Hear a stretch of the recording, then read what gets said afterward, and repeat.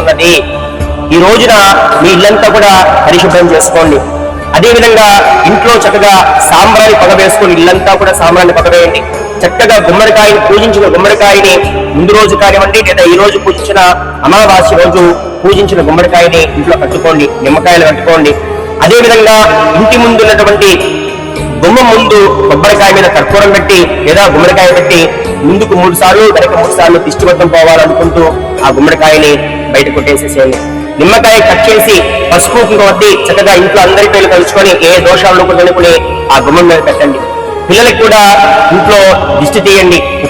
ఉప్పు తీసుకొని ఇరుగు దిష్టి పరుగు దిష్టి మీ అందరికీ తెలుసు కదా, ఆ విధంగా దిష్టి తీసేసేయండి. ఇలా చేయటం ద్వారా చాలా గొప్ప ఫలితం ఉంటుందండి. అంతేకాకుండా ఇంకో చక్కనైన పరిహారం ఉంటుంది, శ్రద్ధగా కండి. ఈ రోజున చొల్లంగి పిండి అంటారండి. అంటే శ్రీ వైద్య వీరరాఘవ స్వామినే నమః అనే స్వామి వారిని మనం పూజించారండి. చూడండి, నేను ఇక్కడ వీడియోలో పెడతాను, ఎలా చేసుకోవాలో చూసుకోండి. అయ్యా అమ్మా, మీరు చక్కని బియ్య పిండి ఒక గ్లాస్ తీసుకోండి, మిక్సీలో వేయండి. అదేవిధంగా బియ్య పిండితో పాటుగా 2 స్పూన్లు పంచదార వేయండి. అందులో 2 లేదా 3 యాలకులు వేయండి. చక్కగా గ్రైండ్ చేయండి. ఈ ఒక పొడి పిండి తయారవుతుంది. ఈ పిండిని రాగి లేదా ఇతర ప్లేట్లో వేసి ఒక రాశిలా పోయండి. మధ్యలో గుంట చేసి అందులో ఆవు నెయ్యి వేసి కుంభవత్తి వేసి వెలిగించండి. వెలిగించిన తర్వాత దీపకాంతిలో స్వామిని చూస్తూ చక్కగా ఓం నమో వైద్య వీరరాఘవ స్వామిని అనుకుంటూ స్వామిని పూజించండి. మీకు వచ్చిన స్తోత్రాలన్నీ చదువుకోండి. అమ్మవారి స్తోత్రాలు కావచ్చు, విష్ణు సహస్రం కావచ్చు, ఏది వస్తే అది, ఏమి రాకపోతే ఓం నమో నారాయణాయ, ఓం నమ శివాయ అని అనుకోండి.